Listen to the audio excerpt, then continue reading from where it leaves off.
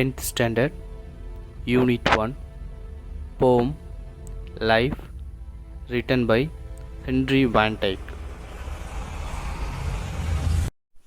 Hi friends, இப்போ poem பார்க்க போகிறோம். 10th ஸ்டாண்டர்டில் உள்ள ஃபஸ்ட்டு போயம். பட் அதுக்கு முன்னாடி போயம்னா என்ன அப்படின்னு நம்ம ஃபஸ்ட்டு இது போயமா இல்லை போம் அப்படியா அப்படின்றதுலையே நிறைய டவுட் இருக்குது. பட் இதில் வந்து நம்ம சிலபிஃபிகேஷன் பார்க்கும்போது இது வந்து சிங்கிள் சிலபிளில் தான் நம்ம சொல்லணும், அதாவது போம் அப்படின்றது தான் சொல்லணும். அப்போ அதுக்கு டெஃபனிஷன் அண்டு மீனிங் என்ன, எப்பயுமே நம்ம ஒரு டாபிக்குள்ளே போகிறதுக்கு முன்னாடி அந்த வார்த்தைக்கு என்ன அர்த்தம், அதை எப்படி நம்ம வாசிக்கணும் அப்படின்றதெல்லாம் தெரிஞ்சுட்டு அந்த டாபிக் உள்ளே போகிறது நமக்கு ரொம்ப ஹெல்ப்ஃபுல்லாக இருக்கும். ஸோ அந்த வகையில் வாட் இஸ் பொயட்ரி அப்படின்னு நம்ம பார்த்துட்டோம் அப்படின்னா, poetry is a source of immense enjoyment and entertainment அப்படின்னு சொல்கிறாங்க. கண்டிப்பாக அந்த காலத்தில் எழுதப்பட்ட எல்லா ஒர்க்ஸும் பொயட்ரி ஃபார்மேட்டில் தான் இருந்திருக்கு. நமக்கு வந்து பைபிளாக இருக்கட்டும், இல்லை அதுக்கு அடுத்து எழுதக்கூடிய அந்த மிடில் ஏஜில் எழுதின எல்லா விஷயங்களும் நமக்கு வந்து அந்த செய்யுள் நடை பொயட்ரி ஃபார்மேட்டில் தான் இருந்திருக்கு. ஸோ பொயட்ரி ஃபார்மேட்டு தான் நம்ம சென்டென்ஸ் ஸ்ட்ரக்சர்லேயே ரிச்சஸ்ட் ஃபார்மேட் அப்படின்னு சொல்கிறாங்க. அப்போது போயம் அப்படின்றது கண்டிப்பாக இந்த source of immense enjoyment and entertainment. நம்ம வாசிக்கிறதுல வந்து கொஞ்சம் நல்ல தேர்ந்துட்டோம் அப்படின்னா நம்ம வாசிக்கிறதுல கிடைக்கக்கூடிய அந்த ஒரு என்ன சொல்கிறது என்ஜாய்மெண்ட் அப்படின்றது நமக்கு வேறு எதுலேயுமே கிடைக்காது. ஸோ வாசிக்கிறது மூலமாக நம்மளுடைய இமேஜினேட்டிவ் அண்ட் லாங்குவேஜ் பவர் வந்து இன்க்ரீஸ் ஆகும். அதுலேயும் பொயட்ரி பீஸை நம்ம ரீட் பண்ணும்போது அதில் உள்ள rich vocabulary and usage of words வந்து ரொம்ப பக்காவாக இருக்கும். ஸோ அதுக்காக தான் நம்மளுடைய சாமுவல் டெய்லர் கால்ரிட்ஜ் அப்படின்றவர் வந்து பொயட்ரிக்கு வந்து சூப்பரான டெஃபனிஷன் சொல்கிறாரு. என்ன டெஃபனிஷன் அப்படின்னா, the best words in the best order. இருக்கிறதுலே நல்ல வேர்ட்ஸ், பெஸ்ட்டான வேர்ட்ஸை பூரா கலெக்ட் பண்ணி நம்ம கிராமட்டிக்கல் யூசேஜ்லேயே பெஸ்ட்டான யூசேஜ் வந்து நம்ம கொடுத்து எழுதுகிறோம் அப்படின்னா அந்த ஒர்க்குக்கு பேர் தான் போயம் அல்லது பொயட்ரி அப்படின்னு அவர் சொல்கிறார். அதுக்கடுத்து நம்ம இருக்கார் ப்ரொஃபஸர் சுப்பிரமணியம் அப்படின்னு ஒருத்தர் இருக்கார். அவர் என்ன சொல்கிறார் அப்படின்னா, poetry leads to an all round development of whole personality of the readers, particularly the emotional, imaginative, intellectual அப்படின்னு. கண்டிப்பாங்க பொயட்ரி அப்படின்ற ஒன்று வந்து ரொம்ப முக்கியமான ப்ளே பண்ணுது நம்மளுடைய பர்சனாலிட்டியில். நம்ம தமிழ்நாட்டிலே எடுத்துக்கோங்களேன், கலைஞர் வந்து தமிழ் அப்படின்ற ஒரு இதில் அவர் பேசின அந்த இலக்கிய நயம், அந்த பொயட்ரி, அந்த செய்யுள் அப்படின்ற ஒரு விஷயம் வந்து அதனால தான் இன்றைக்குமே நம்ம கலைஞருடைய ஸ்பீச், அவருடைய வசனங்கள் பல படங்களில் வந்து அவர் அவ்வளோ தூரம் பெரியாளாக வர்றதுக்கு காரணம் வந்து அதுதான்.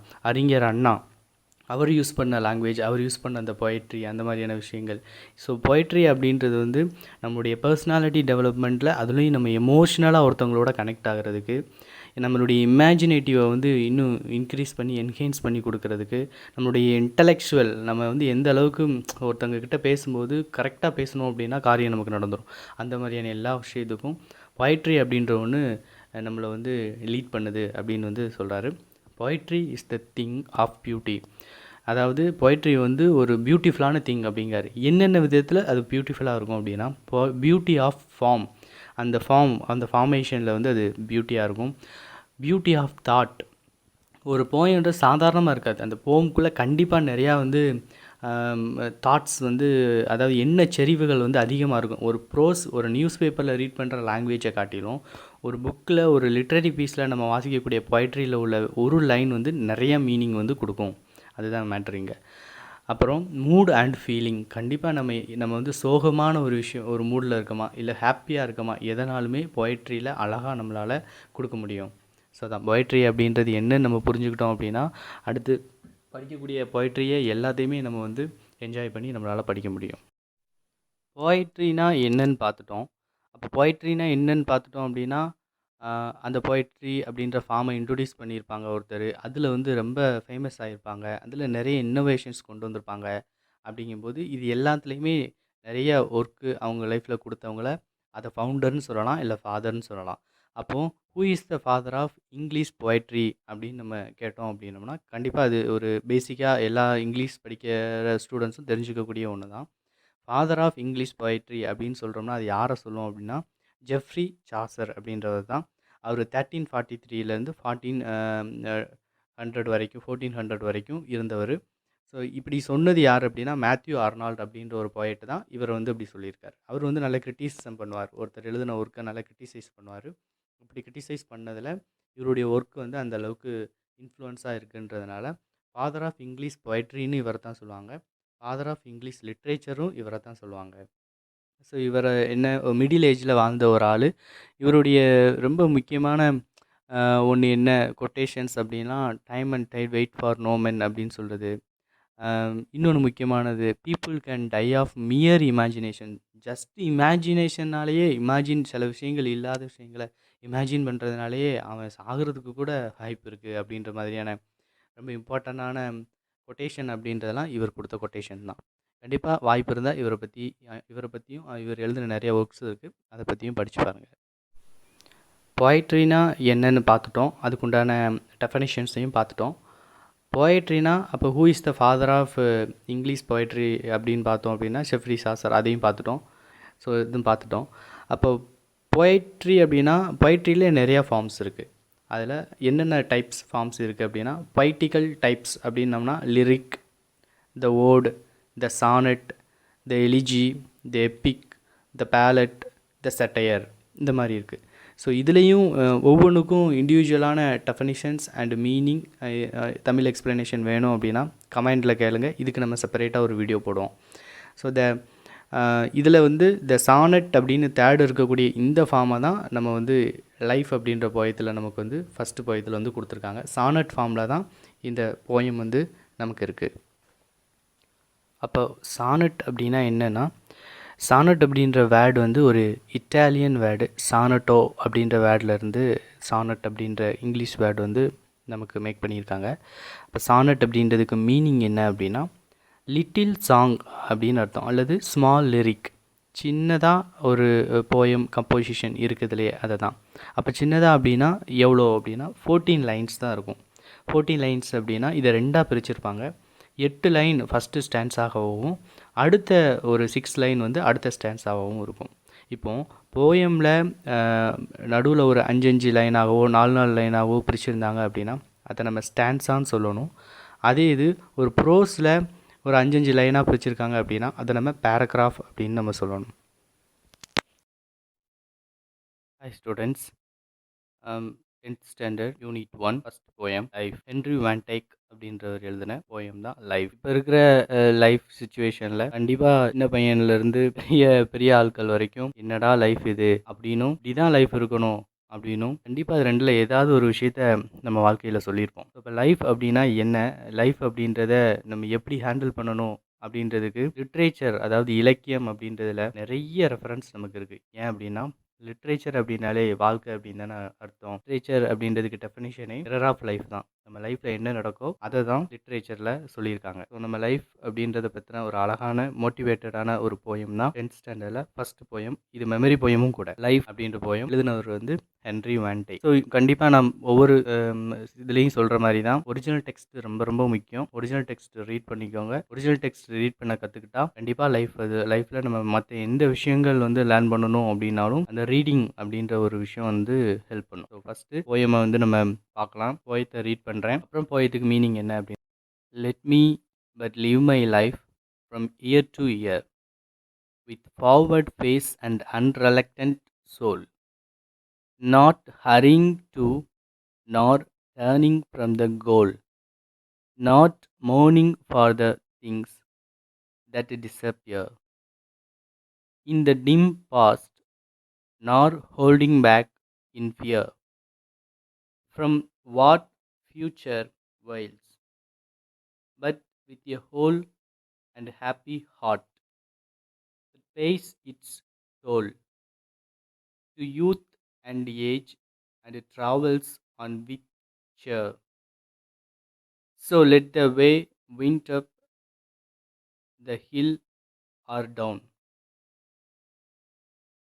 over rough or smooth, the journey will be joy. Still seeking what I sought when but a boy. New friendship, high adventure, and a ground. My heart will keep the courage of the quest. And I hope the road's last turn will be the best. So wonderful poem. போயத்தில் என்ன சொல்கிறாங்க, இப்போ line by line என்ன meaning அப்படின்றத பார்த்துருவோம். Let me but live my life from year to year. என்னுடைய வாழ்க்கையை ஒவ்வொரு வருஷமும் ஒவ்வொரு ஆண்டாக வாழ்கிறதுக்கு உண்டான வாய்ப்பை எனக்கு கொடுங்க. நான் என்னுடைய லைஃப்பை வருஷம் வருஷம் வாழணும்னு ஆசைப்பட்றேன். With forward face and unreluctant soul. அப்போது என்னுடைய லைஃப்பை நான் வாழணும்னு ஆசைப்பட்றேன் அப்படின்னா, எப்படி வாழணும்னு ஆசைப்பட்றேன் அப்படின்னா, தளராத மனத்தோடும் என்னுடைய எதிர்காலத்தை நான் எதிர்நோக்கணும்னு ஆசைப்பட்றேன். Not hurrying to, not turning from the goal. ரொம்ப பரபரப்பாக என்னுடைய வாழ்க்கையில் இல்லாமல் என்னுடைய கோலில் இருந்து நான் விலகாமல் இருக்கணும்னு ஆசைப்பட்றேன். நாட் மௌனிங் for the things that disappear. அழிஞ்சு போகக்கூடிய விஷயத்தில் துக்கம் அடையாமலும் இருக்கணும்னு நான் ஆசைப்பட்றேன். மௌனிங் அப்படின்றது நம்ம இழந்ததை நினச்சி ஃபீல் பண்ணுறது. In the dim past not holding back in fear. So எப்போதுமே நம்ம ஒரு விஷயத்தை பற்றி கஷ்டப்படுறோம் அப்படின்னா அது பாஸ்ட்டை பற்றி தான். ப்ரெசண்டில் ஹாப்பியான சுச்சுவேஷன்ஸ் நிறையா இருந்தாலும் எங்கேயாவது ஒரு ஓரத்தில் உட்காந்துட்டு பாஸ்ட்டில் நம்ம எப்படி இருந்தோம் அப்படின்னு நினச்சி ஃபீல் பண்ணுறது தான் மனித இயல்பு. ஸோ பாஸ்ட்டை நினச்சி ஃபீல் பண்ணுறது அப்படின்றது ஈஸியாக நம்ம லைஃப்பில் மாற்றிக்க வேண்டிய விஷயம். அதை கண்டிப்பாக மாற்றிக்கவும் செய்யணும் எல்லோரும். From what the future veils but with a whole and happy heart that pays it toll. Toll அப்படின்னா நம்ம பே பண்ணுறது, டோல்கேட்டில் பே பண்ணுவோம்ல அது. ஸோ இங்கே என்ன சொல்கிறாங்க அப்படின்னா, நம்மளுடைய பாஸ்ட்டை நினச்சி இப்படி நடந்துட்டே அப்படின்னு ஃபீல் பண்ணுறதும், ஃப்யூச்சரில் நமக்கு என்னென்னலாம் நடக்க போகிறதோ அப்படின்னு நினச்சி ஃபீல் பண்ணுறதும் ரெண்டுமே தவறான விஷயந்தான். நம்மளுடைய லைஃப்பை முழு மனதோட மகிழ்ச்சியாக அதை ஏற்றுக்கிடணும். அதுக்கு அடுத்து என்ன நடக்கும் அப்படின்றதுல முழு ஹோப்போடு தான் நம்ம முன்னாடி போகணும். To youth and age and travel with cheer. நம்மளுடைய இளமையிலையும் நம்ம இளமையில் இருந்தும் நம்மளுடைய முதுமை வரைக்குமேவும் நம்மளுடைய இந்த வாழ்க்கை பயணத்தை சேர்ஃபுல்லாக நம்ம எடுத்துகிட்டு போகணும் அப்படின்னு தான் இந்த line. So let the way wind up the hill or down over rough or smooth the journey will be joy. So ஒரு காற்று அப்படின்றது மலைக்கு மேலேயும் வீசும், மலையோட கீழ்ப்பகுதியிலையும் வீசும். அதே மாதிரி தான் நம்மளுடைய லைஃப் ஜேர்னி அப்படின்றதில் ரஃப்பான எக்ஸ்பீரியன்ஸும் இருக்கும், ஸ்மூத்தான எக்ஸ்பீரியன்ஸும் இருக்கும். பட் எப்படி இருந்தாலும் நம்மளுடைய வாழ்க்கை பயணத்தை நம்ம சந்தோஷமாக நகர்த்தி கொண்டு போகணும். Still seeking what I sought when but a boy. இன்னமும் என் வாழ்க்கையில் நிறைய விஷயங்கள், சந்தோஷமான விஷயங்கள் கிடைக்கும் அப்படின்றத தேடிக்கிட்டே இருக்கேன். தேடுறது அப்படின்னா, ஒரு சின்ன பையன்கிட்ட ஒரு விஷயத்த நீ தேடி எடுத்துக்கூட அப்படின்னா அந்த விஷயம் கிடைக்கிற வரைக்கும் அந்த பையன் தேடிக்கிட்டே தான் இருப்பான். So still seeking what I sought when but a boy அப்படின்றது. New friendship, high adventure and a crown. ஸோ இந்த தேடல் எதை பற்றி இருக்கும் அப்படின்னா, புதுமையான நட்பு, புதுமையான அனுபவம் அண்ட் அட்வென்ச்சர். நம்ம கண்டிப்பாக அட்வென்ச்சர் பண்ணக்கூடிய விஷயங்கள் இது எல்லாமே. Then my heart will keep the courage of the quest. நம்மளுடைய நம்மளுடைய தேடல், குவெஸ்ட் அப்படின்றது தேடல். தேடல் அப்படின்ற ஒரு விஷயத்தில் நம்மளுடைய ஹார்ட் ரொம்ப கரேஜியாக இருக்குது. And hope the road's last turn will be the best. கண்டிப்பாக நம்மளுடைய வாழ்க்கை பயணம் அப்படின்றது முடிகிற இடம், அல்லது லாஸ்ட்டாக நம்ம வச்சுருக்க ஹோப் அப்படின்றது என்ன அப்படின்னா, ஒரு நல்ல திருப்பத்தை நம்ம லைஃப் நமக்கு கொடுக்கும் அப்படின்றது தான். ஸோ இந்த போயத்துலேருந்து நம்ம என்ன சொல்ல வரோம், அதாவது சிம்பிளாக ஹென்ரி வைன்டைக் அப்படின்றவர் இந்த போயத்தில் என்ன சொல்கிறாரு அப்படின்னா, ஒரு பாசிட்டிவ் நோட் அப்படின்றதான் லைஃப்பை பற்றி கொடுக்குறாரு. லைஃப் அப்படின்றது ரொம்ப அப்டக்கிள்ஸ், தடைகள் இருக்க தான் செய்யும். அதை நம்ம போல்டுனஸோடு ஃபேஸ் பண்ணணும். ஒரு நல்ல சியர்ஃபுல்லான ஆட்டிடியூட்டோடு நம்ம அதை எதிர்கொள்ளணும். எவ்வளோ பெரிய கஷ்டமான சுச்சுவேஷன் இருந்தாலும் நம்மளுடைய ஆட்டிடியூட் அப்படின்ற ஒரு விஷயத்தை வச்சு அந்த சுச்சுவேஷனை நம்மளால் ஜெயிக்க முடியும். நம்மளுடைய லைஃப்பினுடைய ஒவ்வொரு கணங்களையும், ஒவ்வொரு மொமெண்ட் ஆஃப் லைஃப்பையும் நம்ம என்ஜாய் பண்ணணும். எப்படி ஒரு சின்ன குழந்தை எந்தவித கஷ்டமும் இல்லாமல், எந்த ஒரு எதிர்பார்ப்பும் இல்லாமல் அதனுடைய லைஃப்பை என்ஜாய் பண்ணுற மாதிரி, லைக் எ பாய் மாதிரி இருக்கணும். கண்டிப்பாக hoping for the best future. நம்முடைய ஃப்யூச்சர் நல்லாயிருக்கும் அப்படின்ற ஹோப்போடு நம்மளுடைய வாழ்க்கையை எடுத்து செல்லணும். இதுதான் ஒரு ஒண்டர்ஃபுல் போயம். ஸோ இந்த போயத்தில் நம்ம 10th ஸ்டாண்டர்டினுடைய எக்ஸாம் பாயிண்ட் ஆஃப் வியூவில் பார்த்தோம் அப்படின்னா, அப்ரிஷியேஷன் கொஷின் நமக்கு கேட்பாங்க. பேராகிராஃப் கொஸ்டின் கேட்பாங்க. அப்புறம் ஒரு பேராகிராஃபை கொடுத்து அந்த பேராகிராஃப்லேருந்து பேராப்ரைஸ் எழுதணும் அப்படின்னு சொல்லிட்டு கேட்பாங்க. அப்புறம் மெமரி போயம். இந்த மெமரி போயம் அப்படின்றதுக்கு வந்து நமக்கு சாய்ஸே கிடையாது. ஒரே ஒரு மெமரி போயம் மட்டும்தான் கொடுப்பாங்க. அந்த மெமரி போயத்தில் 4 ஆர் 5 லைன்ஸ் இருக்கும். அந்த லைன்ஸ் நம்ம எழுதணும். அதுக்கு 5 மார்க்ஸு. டோட்டலாக நமக்கு 10th ஸ்டாண்டர்டில் 4 மெமரி போயம் இருக்குது. அதில் ஃபஸ்ட்டு மெமரி போயம் லைஃப். இது வந்து சானட் அப்படின்ற ஃபார்மேட்டில் இருக்குது. ஸோ இந்த போயம் மெமரி போயம் கண்டிப்பாக அந்த மெமரி போயத்தை படிச்சுக்கோங்க. நெக்ஸ்ட் ஸ்லைடில் நம்ம இந்த போயத்தினுடைய அப்ரிசியேஷன் கொஷின் வித் ஆன்சர் அதை நம்ம பார்க்கலாம். நெக்ஸ்ட் கொஸ்டின் நம்ம வந்து டெக்ஸ்ட் புக்கில் அப்ரிசியேஷன் கொஷின் வந்து புக் பேக்கில் கேட்டிருக்காங்க. 7 கொஷின்ஸ் இருக்குது. அதாவது அப்ரிசியேஷன் கொஷின்னா என்ன அர்த்தம்னா, போய்ட்ரி ஒரிஜினல் லைனை நமக்கு கொடுத்துருவாங்க. அதுக்கு கீழே ஒரு 2 கொஷின் கேட்டிருப்பாங்க. ஸோ போயமை நம்ம வந்து ஓரளவுக்கு அண்டர்ஸ்டாண்ட் பண்ணி படிச்சிருந்தாலே இந்த கொஷின்லாம் நமக்கு ஈஸி தான், எழுதிடலாம். அதில் ஃபஸ்ட்டு கொஸ்டின் பார்த்துக்கிட்டிங்கன்னா ஃபஸ்ட்டு 2 லைன்ஸ் கொடுத்துருக்காங்க. Let me but live my இந்த ஃபஸ்ட் லைனை கொடுத்துட்டு அதில் என்ன கொஷின் கேட்டிருக்காங்கன்னா, whom does the word me refer. இந்த இடத்துல மீ அப்படின்றது யாரை ரெஃபர் பண்ணியிருக்குன்னு கேட்டால் கண்டிப்பாக பொயட்டை தான், ஹென்ரி வேன் டைக்கை தான் ரெஃபர் பண்ணியிருக்கு. அடுத்த question, what kind of life does the poet want to lead. எந்த மாதிரியான வாழ்க்கை முறையை அவர் வாழணும்னு ஆசைப்படுறாரு அப்படின்னா கண்டிப்பாக ஜாய்ஃபுல்லான லைஃப் தான். எல்லாருமே சந்தோஷமான வாழ்க்கையை தான் நம்ம வாழணும்னு ஆசைப்படுறோம். ஸோ இதுக்கு ஆன்சர் ஜாய்ஃபுல்லான லைஃப். அடுத்த கொஸ்டினில், why do you think the poet is not in a hurry. ஏன் வந்து அவருடைய லைஃப்பை வேக வேகமாக பதட்டமாக பண்ணணும்னு அவர் விரும்பலை அப்படின்னு கேட்காங்க.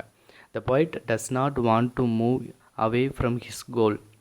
நம்ம ஒரு விஷயத்தை வேக வேகமாக பண்ணுறோம், இருக்கிற லைஃப்பை வாழ்ந்துட்டு போவோம் அப்படின்னு நம்ம வந்து ரஷ்அப் பண்ண ஆரம்பிச்சிட்டோம்னா நமக்கு பிடிச்சது என்ன, அதனால் நமக்கு க்ரியேட் ஆகிருக்க நம்மளுடைய பேஷன் என்ன, அந்த பேஷன் மூலமாக நம்மளுடைய செட் பண்ணியிருக்க கோல் என்ன அப்படின்ற அந்த கோலை நம்மளால் ரீச் பண்ணவே முடியாது. ஸோ அதனால தான் அவர் வந்து ஹரி இல்லாமல் நிதானமாக அவருடைய கோல் என்னன்றதை பார்த்து பொறுமையாக அந்த வழியில் லைஃப்பை கொண்டு போகணுன்னு ஆசைப்பட்றாரு.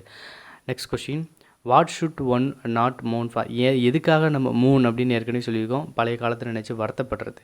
அப்போ எதுக்காக வருத்தப்படக்கூடாது அப்படின்றதுனா, for the things he has lost. நம்ம இழந்த எந்த விஷயத்துக்காகவும் நம்ம ஃபீல் பண்ணவே கூடாது. பட் அதிலேருந்து என்ன இழந்திருக்கோம், எதனால் இழந்தோம் அப்படின்றத அனலைஸ் பண்ணி அதிலேருந்து ரீசன் நம்ம தெரிஞ்சுக்கிடணும், அதுலேருந்து கற்றுக்கிடணுமே ஒழிய அதை நினச்சி மறுபடியும் ஃபீல் பண்ணக்கூடாது அப்படின்றது தான் பொயட்டோடைய thought. Next question, what does the poet mean by the phrase in the dim past. Dim past அப்படின்றோடைய ஃப்ரைஸ்க்கு என்ன மீனிங் கேட்டிருக்காங்க. ஃப்ரைஸ்னால் என்னென்னு நம்ம பார்த்துருக்கோம், குரூப்ஸ் ஆஃப் வேர்ட்ஸ். ஸோ நம்மளுடைய சேனலில் இன்னொரு இது சீரீஸ் நம்ம போட்டுட்ருக்கோம். என்ன அப்படின்னா, கிராமர் அப்படின்னா என்ன, கிராமருடைய எல்லா டாப்பிக்கும் செப்பரேட்டாக போயிட்டுருக்கு. ஸோ அது வந்து பார்க்காதவங்க அந்த வீடியோ ரெஃபர் பண்ணிடுங்க. அந்த சீரீஸ்லேயும் ஒவ்வொரு கிராமர் டாபிக் வாய்ஸாக நம்ம வந்து வீடியோஸ் வந்து பண்ணிகிட்ருக்கோம். ஸோ அதுலேயும் உங்களுக்கு என்ன கிராமர் டாபிக் வேணுன்றதையும் நீங்கள் சஜஷனில் கமெண்டில் கொடுங்க. ஸோ இங்கே என்ன அப்படின்னா, ஃப்ரைஸ் அப்படின்ற குரூப் ஆஃப் வேர்ட்ஸ். இங்கே இந்த டிம் பாஸ்ட் அப்படின்ற ஒரு விஷயத்துக்கு என்ன மீனிங் அப்படின்னா, unhappy or unpleasant past experiences. இதை தான் வந்து அதுக்கு மீனிங்காக சொல்லியிருக்காங்க. Next question, is the poet afraid of future. கண்டிப்பாக ஃப்யூச்சரை நினச்சி அவர் பயப்பட்டாரா அப்படின்னு கேட்டிருக்காங்க. இல்லை, no, the poet is not afraid of the future. How can one travel on with cheer. எப்படி ஒருத்தர் வந்து சந்தோஷமாக அவருடைய வாழ்க்கை பயணத்தை கொண்டு போக முடியும். நல்ல question. By thinking of the experiences of youth and old age. நம்ம வாழ்க்கையில் சின்ன குழந்தையாக இருக்கும்போது எவ்வளோ ஹாப்பியஸாக இருந்தோம், இதெல்லாம் கடந்து போனதுக்கப்புறம் ஓல்டு ஏஜில் என்ன மாதிரி இருப்போன்றதெல்லாம் நம்ம யோசித்தோம் அப்படின்னா நம்மளுடைய லைஃப் வாழ்க்கை பயணத்தை சேர்ஃபுல்லாக நம்மளால் கொண்டு போக முடியும் அப்படின்னு போயிட்டு சொல்கிறாரு. அடுத்து, how is the way of life. வாழ்க்கைன்றது வந்து வாழ்க்கையுடைய வழி எப்படி தான் இருக்கும். நிறைய பேருக்கு வாழ்க்கைன்றது எப்படி போகுன்றதே தெரியாது, நம்மளால் கெஸ் பண்ணவும் முடியாது. நம்ம ஒன்று பிளான் பண்ணியிருப்போம், அது ஒன்று நடந்துகிட்ருக்கும். இப்போ வந்திருக்க பேண்டமிக்கு, கொரோனா பேண்டமிக் மாதிரி யோசித்து கூட பார்த்துருக்க மாட்டோம் ஒரு 1 மந்த்துக்கு முன்னாடி நம்ம லைஃப் இப்படி இருக்கும் அப்படின்ட்டு. ஸோ லைஃப்னால் எப்படி இருக்குன்றதுக்கு சூப்பராக ஒன்று சொல்கிறாரு. Full of twist.